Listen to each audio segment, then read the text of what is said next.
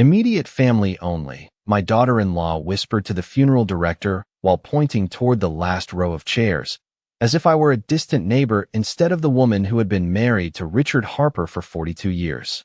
I said nothing. I simply adjusted the sleeve of my black wool coat and walked quietly to the seat they had chosen for me. The chapel smelled faintly of lilies and polished wood, the kind of expensive silence rich people mistake for respect. Outside, rain tapped softly against the stained glass windows while guests lowered their voices every time they glanced in my direction. At 68 years old, I had learned that pity could sound just as cruel as laughter. Vanessa sat in the front row beside my son Daniel, one hand resting dramatically against her chest, while visitors lined up to offer condolences. Every now and then, she would dab the corner of her eye with a tissue, careful not to ruin her makeup. Daniel looked exhausted, though not from grief alone. He looked like a man already calculating numbers in his head. Mortgage payments, property taxes, insurance, the future value of Richard's investment accounts. I recognized that look because Richard himself used to wear it whenever he negotiated business deals. The difference was that my husband had never once looked at family members like burdens waiting to become expenses. A woman from the country club leaned toward me before the service started. "Evelyn," she whispered carefully, "if you ever need help downsizing, my sister's realtor is wonderful with widows." Widows.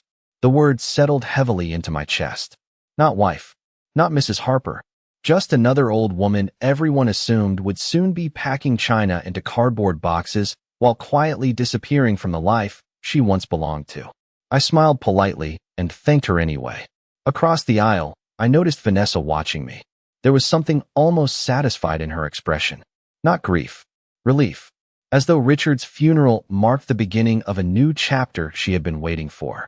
The pastor began speaking about Richard's generosity, his discipline, his brilliance in business. People nodded respectfully. Some even cried. But I kept thinking about the last conversation my husband and I had 3 weeks before his heart gave out. We had been sitting in his study late at night, while snow fell outside the windows of our Connecticut home. Richard poured 2 fingers of bourbon into crystal glasses and looked at me longer than usual before saying quietly, "Promise me something, Evelyn. Don't tell anyone what you're really worth until you understand who they are without it." At the time, I thought he was being overly cautious. Richard had always been private about money, even after selling his company for more than anyone expected. But sitting in the last row of his funeral while my own family avoided my eyes, I finally understood what he had been trying to protect me from. After the service ended, guests slowly drifted toward the reception hall downstairs where coffee and catered sandwiches waited beneath soft yellow lighting. Vanessa stopped near my chair before everyone left the chapel. Her smile was perfectly polished. "The front tables are mostly reserved," she explained gently, "but they set up a quieter table in the corner for you. I figured you'd want something more peaceful." More peaceful. Translation, out of sight. I looked at my son then, waiting for him to say something. Anything. But Daniel only straightened his tie and stared at the floor.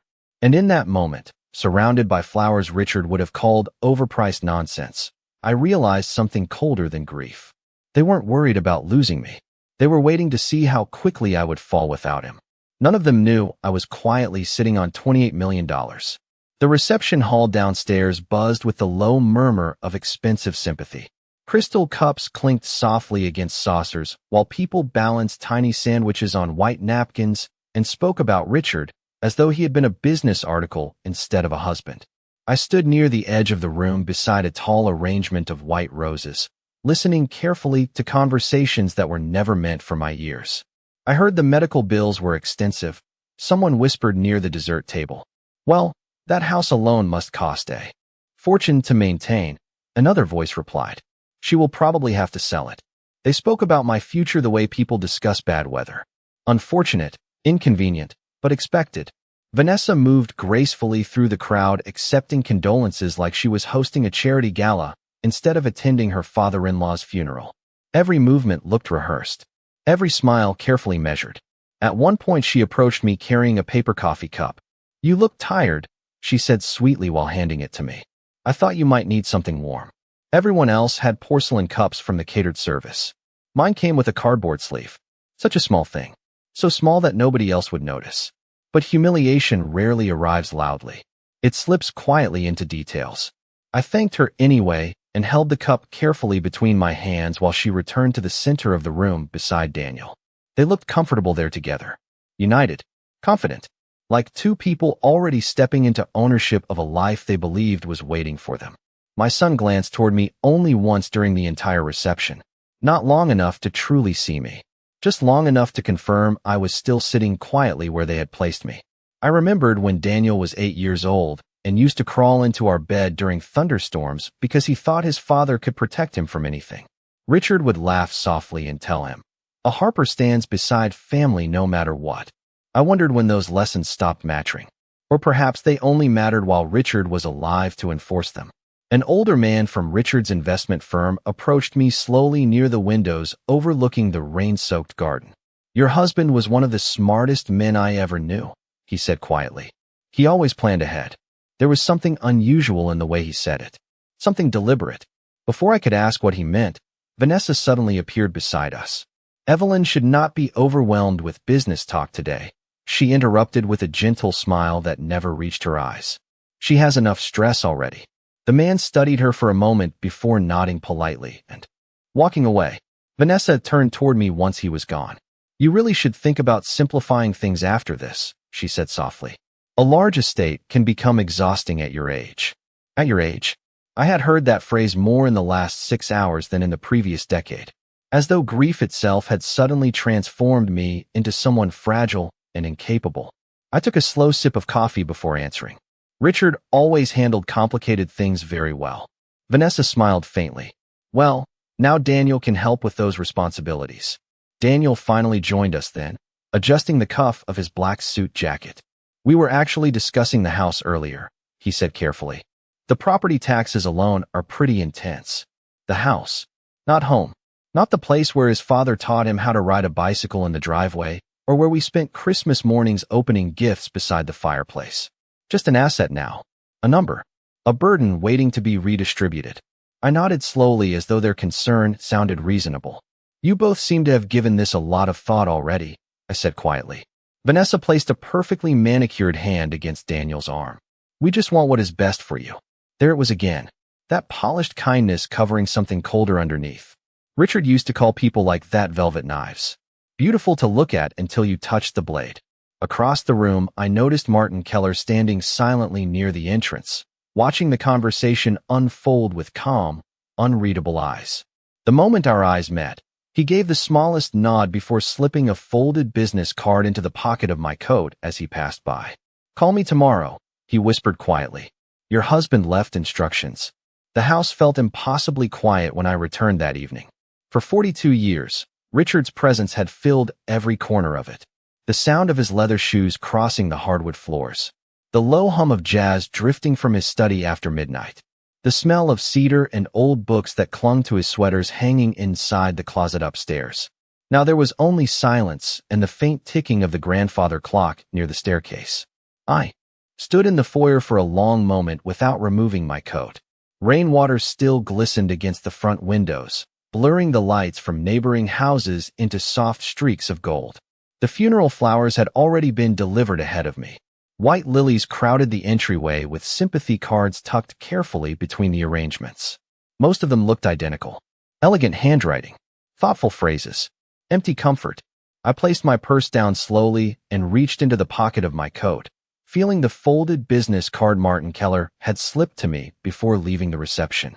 His private number was written neatly across the back in blue ink beneath 3 simple words. Tomorrow. Alone. Richard never trusted coincidence. If Martin had approached me quietly instead of publicly, there was a reason. I walked toward Richard's study before I could talk myself out of it. The door had remained closed since the morning paramedics wheeled him out of the house 3 weeks earlier. Even now, I half expected to see him sitting behind the mahogany desk reviewing quarterly reports with reading glasses low against his nose. Instead, the room sat untouched beneath the warm amber glow of a banker's lamp. Everything remained exactly where he left it. His fountain pen rested beside a legal pad filled with tight handwritten notes. A half-finished bottle of 12-year bourbon stood near the bookshelf. The air still carried traces of sandalwood cologne and old paper. My chest tightened so suddenly that I had to steady myself against the edge of the desk. Grief arrives strangely at this age. Not like screaming, not like collapse. It arrives quietly while looking at an abandoned coffee cup or an empty leather chair no one else notices. I lowered myself carefully into the chair across from his desk and opened the top drawer. Richard had always been organized almost to the point of obsession. Tax records, investment summaries, property documents, every file labeled with perfect precision. But tonight something immediately felt different. The drawer that usually held family records was empty except for a single ivory envelope with my name written across the front in Richard's unmistakable handwriting. Evelyn. Just that. No flourish. No explanation. My fingers trembled slightly as I opened it. Inside was a brass key attached to a small white tag that read Private Deposit Box 114. Beneath it rested a short handwritten note. If they become kinder after learning the truth, leave. I stared at those words for a long time. Not because I did not understand them. Because deep down, I already did. Richard had seen something long before I allowed myself to. He had noticed the subtle changes in Daniel after marrying Vanessa. The shorter phone calls. The canceled holidays. The way conversations increasingly revolved around assets, renovations, investments, and inheritance disguised as practical family discussions. Richard once told me that money does not corrupt character. It reveals it. At the time, I thought he sounded cynical. Now I was beginning to wonder if he had simply been realistic. A soft knock interrupted my thoughts. I looked up to find Daniel standing partially inside the doorway with loosened tie and tired eyes. I figured you might still be awake, he said quietly.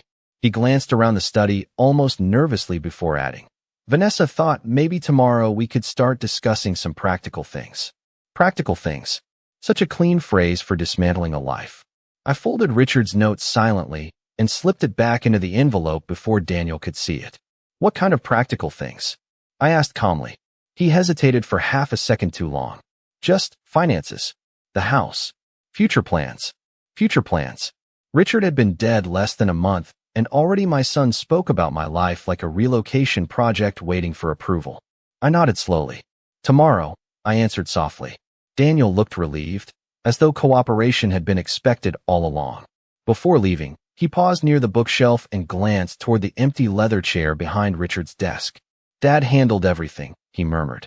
I just do not want you getting overwhelmed. I watched him carefully then. Watched how uncomfortable he seemed standing inside the room where his father built an empire from nothing. And for the first time in my life, I realized. Daniel was not grieving the loss of Richard Harper the husband. He was grieving the loss of Richard Harper the provider. The next morning arrived cold and gray, with a layer of fog hanging low over the neighborhood like something unfinished. I woke before sunrise out of habit more than rest. Richard had always started his mornings early, and after 4 decades beside him my body still followed the rhythm of his routines even after death had interrupted them. The house creaked softly as the heating system pushed warm air through the vents. Somewhere downstairs the grandfather clock chimed 6 times into the silence. I wrapped my cardigan tightly around myself and walked into the kitchen where Richard used to stand every morning grinding fresh coffee beans while reading financial reports on his tablet.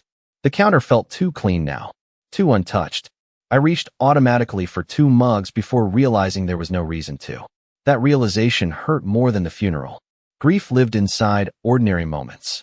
The missing second cup, the empty chair at breakfast, the absence of footsteps behind me. I poured coffee into a single mug and stood quietly at the kitchen window watching rain collect along the stone patio outside.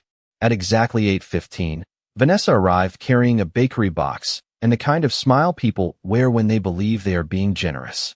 I brought cinnamon rolls, she announced brightly as she entered without waiting to be invited further inside. Daniel had an early conference call, but he will be over soon. She moved through my kitchen with unsettling familiarity, placing napkins on the island counter and opening cabinets without asking where anything belonged.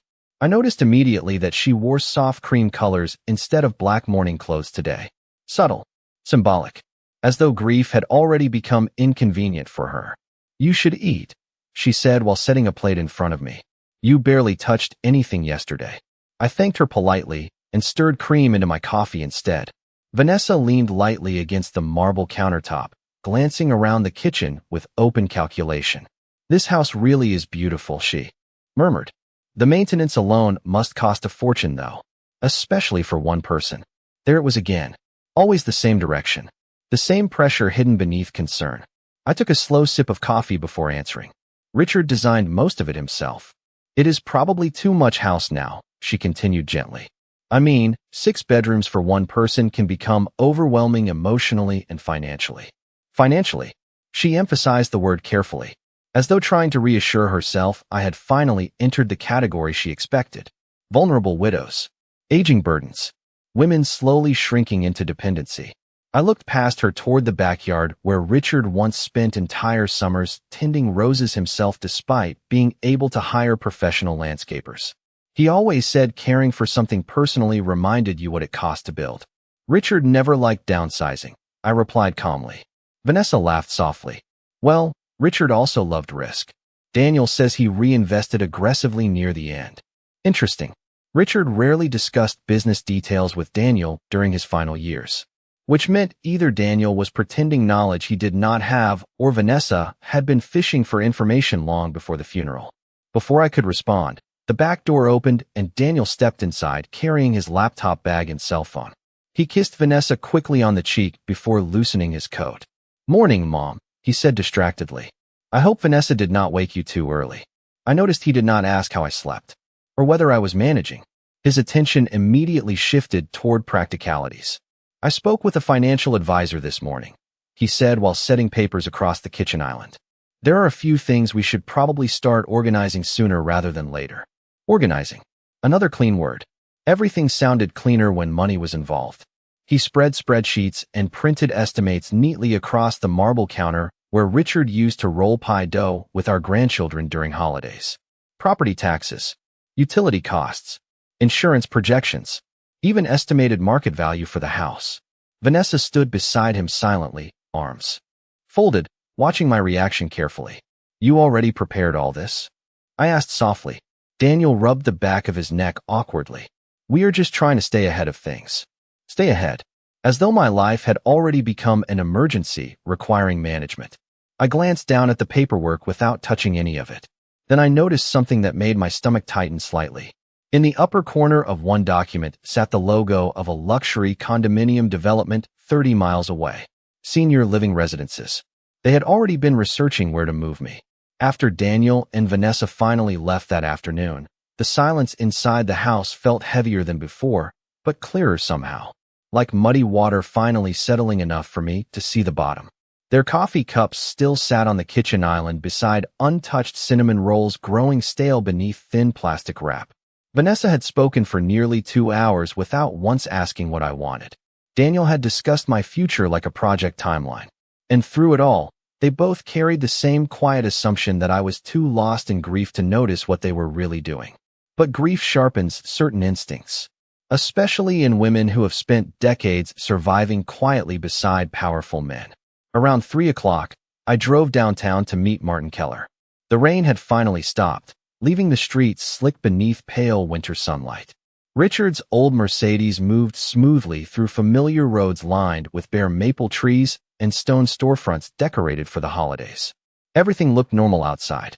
Couples carrying shopping bags, waitresses wiping cafe windows, men in wool coats hurrying between office buildings. Strange how ordinary the world remains after your entire life changes.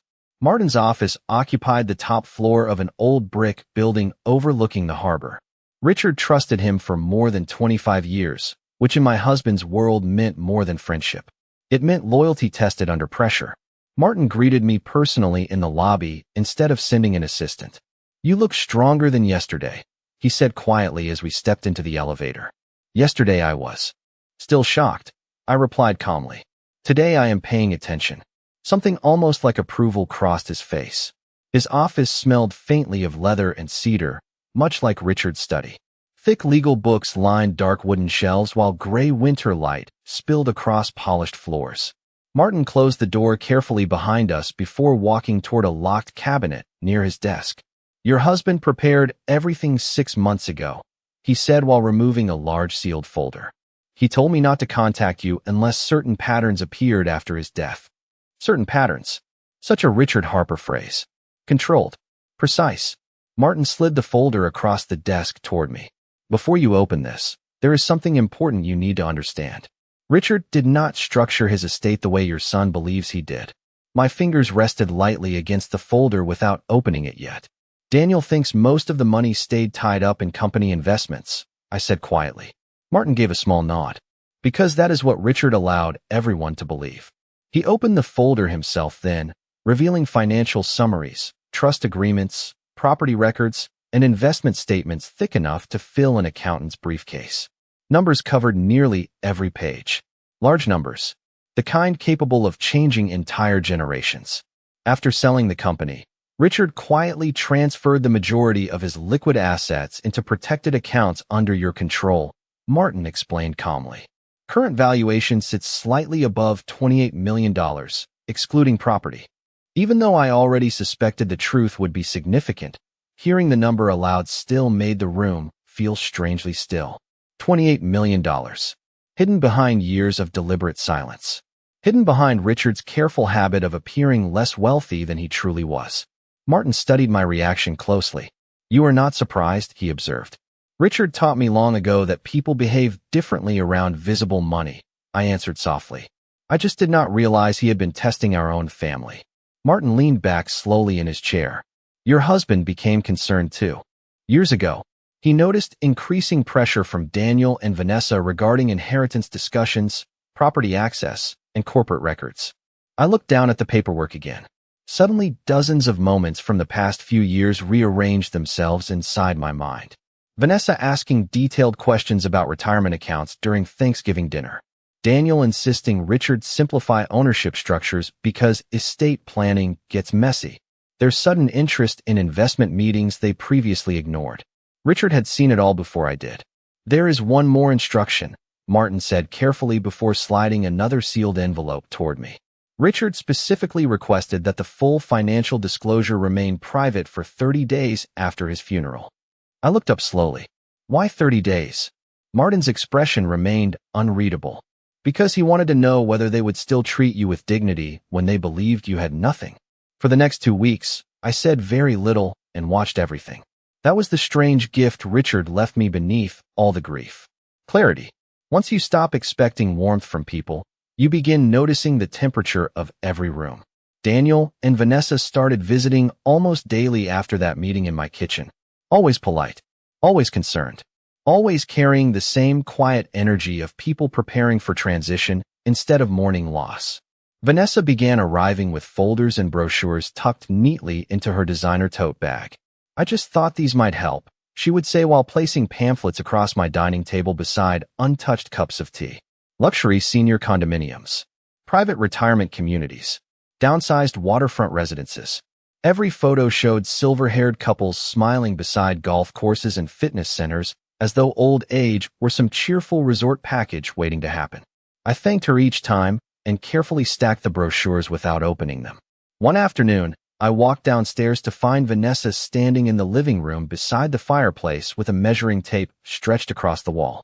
She looked startled when she noticed me. Oh, she laughed softly, lowering the tape. I was just curious whether the piano would fit better over here. The piano. My piano. The baby grand Richard gave me on our 25th anniversary after hearing me casually mention I missed playing. Vanessa spoke about it as though rearranging ownership had already begun quietly inside her head. Interesting idea, I answered calmly. Her smile tightened almost imperceptibly. That evening Daniel arrived carrying takeout containers and a laptop. I figured cooking probably feels exhausting right now, he said while unpacking salads on a porcelain plates Vanessa once claimed were too expensive to use regularly. During dinner, he opened spreadsheets again. Monthly budgets, estimated liquid reserves, projected long-term care expenses. He spoke gently, carefully, like a financial advisor easing a nervous client toward acceptance.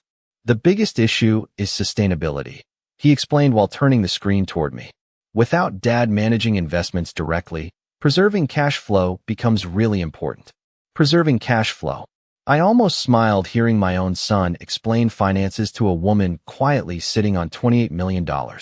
Vanessa folded her hands sympathetically beside him. We just do not want you feeling pressured later, she added softly. Especially with healthcare costs rising so much. There it was again.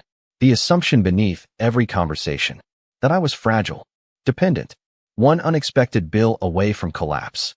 I lowered my fork slowly and looked toward the family portraits lining the dining room wall. Richard holding Daniel at Disney World when he was 6. Christmas mornings beside the staircase. Beach vacations in Cape Cod. 42 years of building something together. And now my future was being discussed like a damaged property requiring liquidation. You both seem very worried about money lately, I observed quietly. Daniel exchanged a quick glance with Vanessa before answering. We are just being realistic. Realistic. Such a cold word. Richard hated it when people used realism to disguise greed. A few days later, I overheard Vanessa speaking on the phone in the kitchen while she thought I was upstairs resting. The property alone has to be worth at least $4 million, she whispered sharply. No, Daniel thinks most of the accounts were tied up in the market before Richard passed. I paused silently halfway down the staircase while her voice floated upward through the house. Honestly, I think she is scared, Vanessa continued. She keeps acting calm, but she has to know she cannot maintain this place alone. Alone. That word stayed with me long after the call ended. Not because it hurt, because it revealed everything. They did not see me as family anymore. They saw me as an aging widow standing between them and a lifestyle upgrade. That night, I sat alone in Richard's study again, holding the second envelope Martin had given me. I had not opened it yet. Somehow I already sensed the contents would hurt less than reality itself. Outside the windows, snow began falling softly across the dark lawn, while the grandfather clock downstairs marked another passing hour. I finally slid my finger beneath the seal and unfolded Richard's final handwritten instructions. The first sentence made my chest tighten immediately. If they ask you to leave the house before 30 days pass, you will know I was right. They asked me to leave on day 26. Not directly at first. People like Vanessa rarely say cruel things plainly because politeness gives them cover. Instead, it began with another carefully arranged dinner at the house. Vanessa arrived early carrying baked salmon and a bottle of wine expensive enough to appear thoughtful, but cheap enough to reveal calculation. Daniel followed behind her looking tense, his shoulders tight beneath a navy cashmere sweater Richard had once given him for Christmas. Snow pressed softly against the windows while the dining room glowed beneath chandelier light that suddenly made everyone look older and more tired. Vanessa had set the table beautifully. White candles, folded linen napkins, crystal glasses polished to perfection. The kind of dinner designed to soften difficult conversations before they begin. I noticed immediately that Richard's chair at the head of the table remained empty while Daniel sat beside it instead. Small detail, loud meaning. Throughout dinner, they spoke carefully about harmless subjects. Traffic downtown, rising utility prices, a neighbor selling their vacation property in Vermont. But underneath every sentence I could feel pressure building like steam beneath closed metal. Finally, halfway through dessert, Daniel cleared his throat quietly and set down his fork. Mom, he began gently. Vanessa and I have been thinking a lot about your situation. Your situation. As though widowhood were an accounting problem waiting for strategy. I folded my napkin neatly across my lap and looked at him calmly. Have you? He nodded once without fully meeting my eyes. Vanessa stepped in immediately, her voice soft and rehearsed. We just worry that this house carries too many memories right now. It cannot be healthy staying here alone surrounded by all this sadness. Sadness. Not history. Not marriage. Not home. Just sadness now. Something inconvenient needing relocation. Daniel leaned forward slightly. We found a really beautiful condominium community near the harbor, he added carefully. Private security. Maintenance included. Medical staff nearby if needed. If needed. I almost smiled hearing my 68 years spoken about like a developing emergency. And what would happen to this house? I asked quietly. Vanessa exchanged a quick glance with Daniel before answering. Well, obviously selling it would make the most sense financially. There it was, finally uncovered beneath layers of sympathy and concern. The real conversation waiting patiently underneath every brochure, every spreadsheet, every gentle suggestion. I looked slowly around the dining room then. At the crown molding Richard restored himself one summer while listening to Frank Sinatra records. At the antique cabinet we bought during our honeymoon in Charleston. At the windows where Daniel used to press his hands against snowfall as a little boy waiting for Christmas morning. 42 years condensed into walls, and wood and silence. You have already planned this rather thoroughly, I observed softly. Daniel shifted uncomfortably. We are just trying to think ahead. For me? I asked. Neither of them answered immediately. That silence told me more than words ever could. Vanessa reached across the table then, resting manicured fingers lightly over my hand. Evelyn, nobody wants you struggling. This house is worth a fortune. Selling it could give you real stability. Stability. Another carefully selected word. She still believed I was one unpaid bill away from dependence. I slowly withdrew my hand from beneath hers and took a sip of water before speaking again. And where exactly would the two of you live after the sale? Daniel looked startled for half a second before recovering. Well, eventually we thought maybe we could buy something larger closer to the city. Of course. There it was. The future they had already started building quietly in their minds. My loss transformed into their opportunity. Vanessa smiled carefully again. Richard would want everyone taken care of. No, Richard would have wanted loyalty. There is a difference. I stood slowly from the table and began gathering empty dessert plates before either of them could stop me. The dishes rattled softly against one another as I carried them toward the kitchen sink. Behind me, I could feel their nervous uncertainty filling the room. They had expected tears, resistance, maybe confusion. Instead, I simply turned on warm water and said calmly, if selling the house is truly necessary, perhaps we should meet with Martin Keller next week and review everything properly.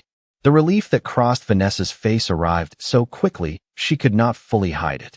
Daniel exhaled softly like a man stepping away from danger. They thought I had finally accepted reality. Neither of them understood that I already had. The meeting at Martin Keller's office was scheduled for exactly 10 o'clock on a Thursday morning, 30 days after Richard's funeral. Vanessa arrived wearing cream-colored wool and diamond earrings subtle enough to appear tasteful, but expensive enough to announce confidence. Daniel looked nervous beneath his charcoal overcoat, though I could tell he believed the difficult part was already over.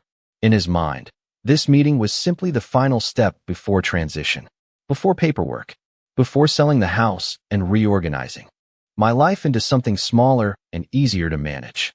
Snow drifted lightly across the sidewalks as we entered the old brick building overlooking the harbor.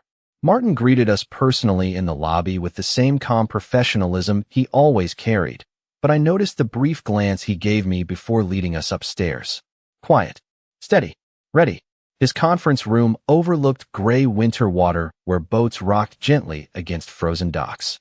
A long walnut table stretched beneath soft overhead lighting while neatly organized folders rested at each seat. Vanessa immediately reached for hers with visible interest.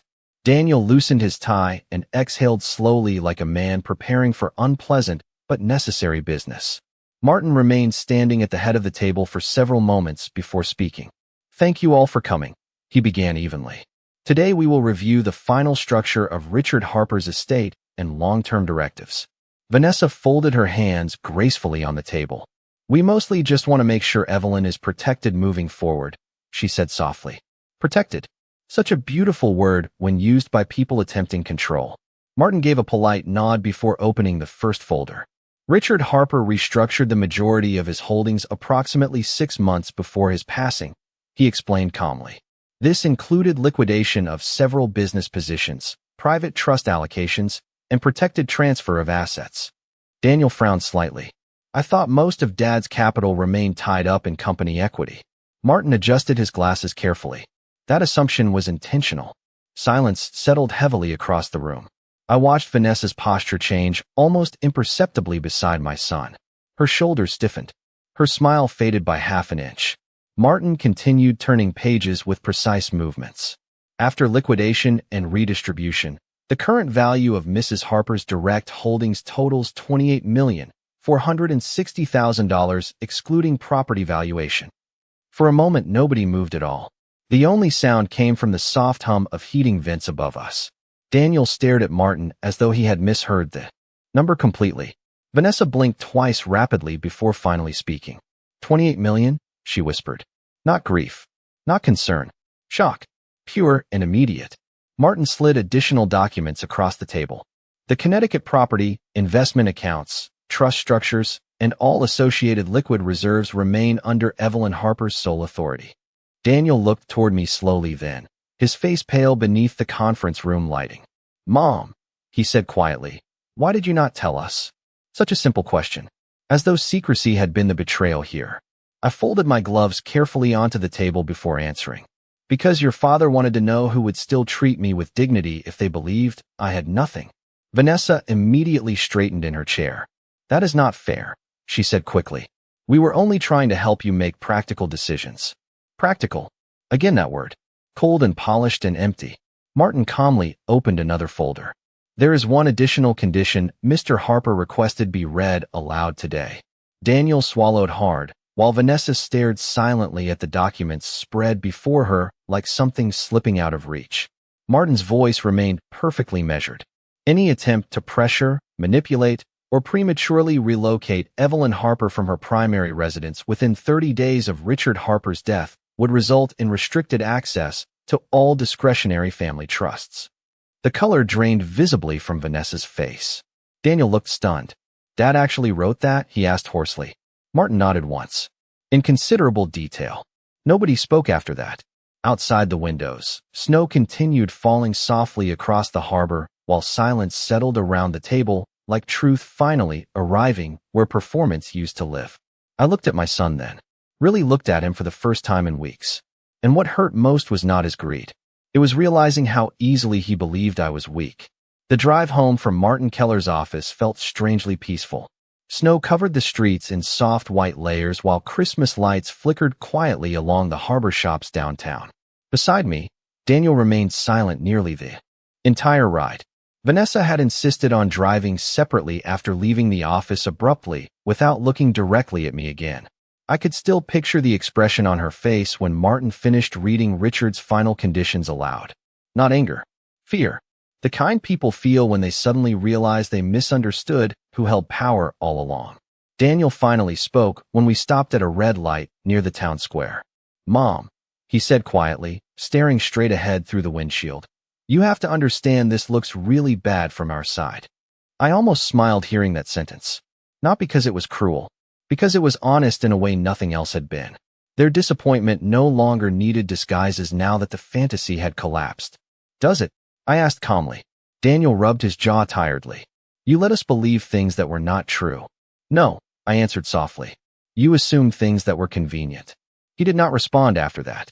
Snow continued falling gently around us, while people hurried between restaurants carrying shopping bags and paper coffee cups. Ordinary life moving forward exactly as it always does.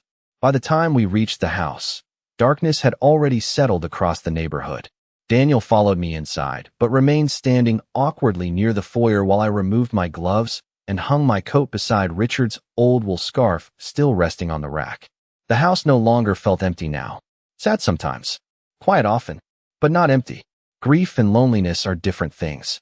I finally understood that. "Vanessa is upset," Daniel admitted carefully. "She feels like your father trapped us." I looked toward the staircase where framed family photographs climbed the wall beside polished oak banisters. Birthdays, graduations, vacations, years of memories captured before money quietly poisoned the background of every conversation. "Your father gave you 30 days to show kindness without expecting reward," I replied. "That was not a trap. It was an opportunity." Daniel lowered his eyes immediately. And there it was again. Not outrage. Shame. Real shame arrives quietly. It does not scream. It avoids eye contact in your childhood home, while standing beside family photographs that suddenly feel accusatory. "I never wanted to hurt you," he said finally. I believed him. That was the tragic part. Most people do not wake up planning cruelty. They simply allow selfishness to slowly replace empathy until the damage feels justified. I walked slowly into the living room where soft lamplight reflected against the piano Vanessa once measured for her future house. My fingers brushed lightly across the polished surface before I sat down on the bench. "Your father used to say money magnifies whatever already exists inside people," I said quietly. "Generosity becomes greater generosity. Greed becomes hunger." Daniel remained silent behind me while I pressed a single piano key gently into the quiet room. Soft music drifted through the house for the first time since Richard died. "Are you cutting us off completely?" he asked after a long pause. I turned slightly toward him then. "No," His shoulders relaxed immediately, but I continued before relief could settle fully across his face. The trusts remain exactly as your father designed them. Structured, protected, controlled. Daniel understood what that meant. Access without power. Security without ownership. Vanessa would never touch the core estate. Richard had ensured that personally. I hope someday you understand why he did this, I added softly. Daniel looked older suddenly. Not physically, spiritually, like someone forced to meet himself honestly for the first time. After he left, I stood alone near the front window watching snow gather across the long driveway Richard once shoveled himself despite employing landscapers for nearly everything else. He always said certain responsibilities should never be handed away because they reminded you what mattered. I understood him better now than I had in 42 years of marriage. Losing Richard broke something inside me that would never fully heal. But somewhere between the funeral chairs, the whispered assumptions, the brochures for senior condominiums, and the shocked silence inside Martin Keller's office, something else happened too. I stopped confusing love with access. And for the first time in a very long while, I